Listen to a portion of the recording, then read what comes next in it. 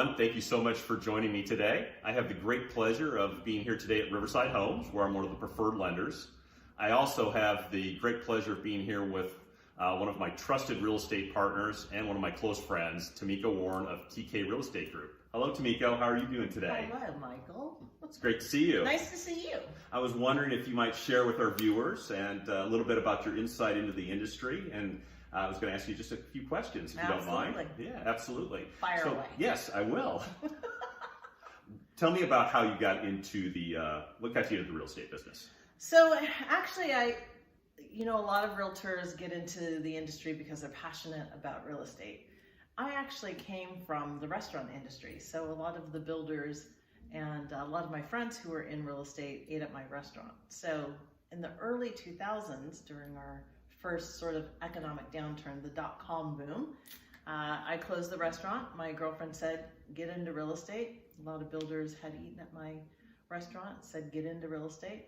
I knew nothing about real estate. I was a single mom at the time, and I thought, well, I better get into real estate.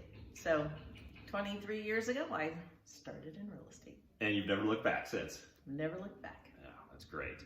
Tell me what about you most like in working with clients. What gives you the most satisfaction in helping out your clients? It's always about education. My husband laughs at me because he says I've probably made more landlords than I've taken listings. And to an extent that's true.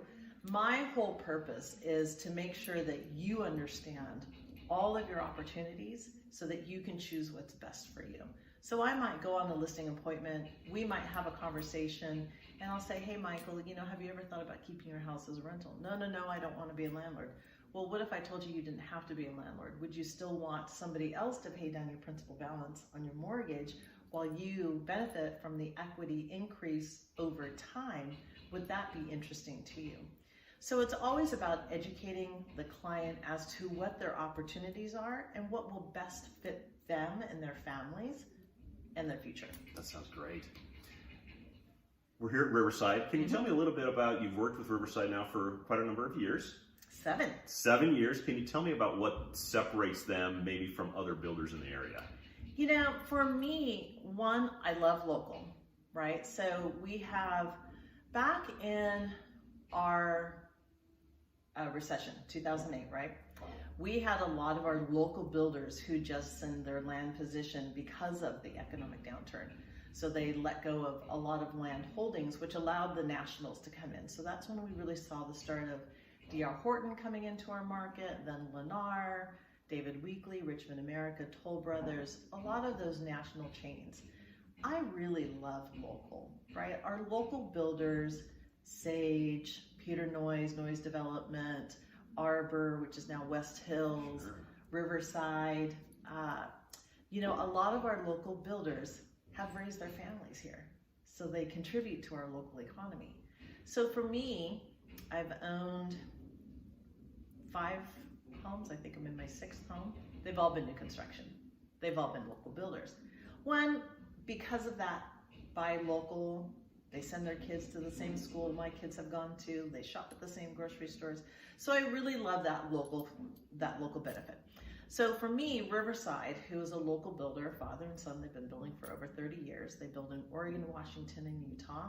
I love the fact that they love creating small communities. So this isn't a builder who builds sprawling communities or planned unit developments like you see down at Reed's Crossing or even down in Wilsonville with Villebois. They like small infill communities where you're going to know your neighbor, where you might drive up to your driveway and instead of pulling your car into the garage, you actually get out and you speak to your neighbors. You have that interaction. I really love that community aspect of this builder, and that's part of the reason why I work with them. Well, we're lucky to have you here. Riverside is definitely very lucky to have Tamiko here. She does a great job. Thanks, Mike. You're welcome. Can you tell me about an experience you've had, or a particular client maybe you can think of that you remember that you had a great experience with, or something that's very memorable? Gosh, there's a lot. I'm sure there is. There's a lot. And I'll tell you, one of the most memorable is a first-time home buyer. So typically we think about the first-time home buyer being young and bright-eyed and starting off their financial journey with homeownership, right? We all know that real estate is a great opportunity to expand your familial wealth. My first time home buyer was 61 years old. Oh, wow. Yeah, 61 years old. She was the sweetest thing ever. And she came into a community, not unlike a lot of people, you know, they wanted to have some design ideas. They wanted to see what the new trends were. They wanted to see how homes were constructed, or, you know, anything other than, I'm coming in to buy a home. So this gal came in, she wasn't looking to buy a home, and we had a conversation, just like I have with you a lot of the times, about what direction are you going in? What's, you know, what's important to you? What are you doing now? So we just had this really lovely 45-minute conversation, and it turned to a conversation of, I've never been a homeowner. I've always been a renter. I've never thought that I could be a homeowner. Well, what makes you think that?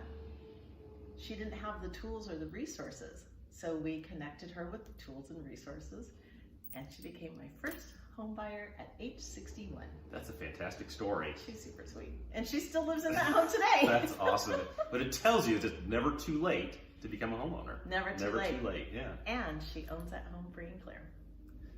That's awesome. I know. In today's market, can you think of any advice you give to buyers or sellers, or kind of the trends or anything that you as a professional agent in today's market, what things you see that you would say, give advice to? Or you know, a lot of folks are looking at the interest rates today and comparing them to where we were, say, 2, 3, 4 years ago, Sure. right? And we all know that that was a very specific time in history, and that's never going to happen again, right? The spurring of economic growth through federal help, right? So interest rates are on the higher side. I mean, on my first home I purchased when I think I was 23 years old, and I had great credit. I had a great job. My interest rate was 9.5%. Now, granted, the price point was different back then, Sure. and it's no different than today. You have to start somewhere. So I would say for all of those folks that are looking at the interest rate of 7% or more and comparing that to what they should have done and didn't do prior to, you just need to get into the market. You just need to start.